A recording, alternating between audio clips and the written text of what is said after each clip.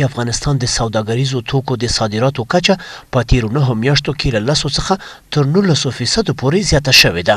د افغانستان د سوداګرۍ او صنایعو خونه وایي د تیر میلادي کال په ترڅ کې ترکیه، نوې ډهلي، پاکستان او یو شمېر نورو هیوادونو ته د ځمکې او هوا له لارې د افغاني سوداګریزو توکو صادرات زیات و او افغاني سوداګریزو توکو د بهرنیو سوداګرو زیاته پاملرنه ځان ته جلب کړې ده.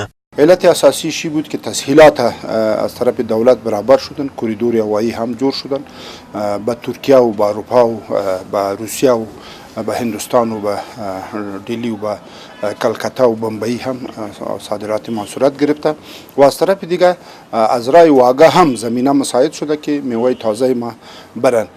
د یو شمېر اقتصادي کارپوهانو په باور د لاجوردو لارې پرانسته او له دې لارې او هوایي دهلیزونو له لارې د سوداګریزو توکو صادرات د تیر کال په پرتله د صادراتو کچه زیاته کړې ده.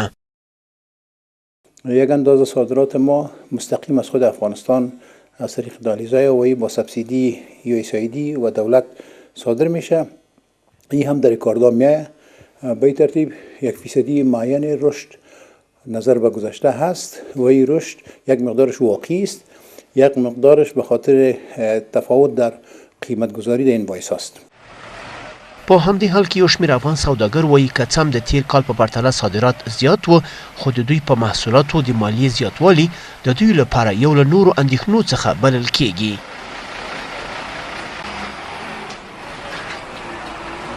نسبت به 2017-2018 نسبتا خوب بود،